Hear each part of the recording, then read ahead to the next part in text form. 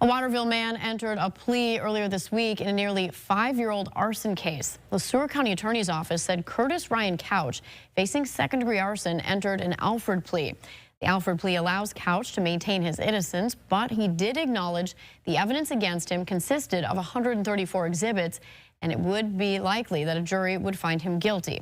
The arson charge stems from a fire on July 18, 2021. Prosecutors say the investigation showed an accelerant was used on the basement stairs to start that fire, and that Couch had taken photos of the contents of that basement before the fire.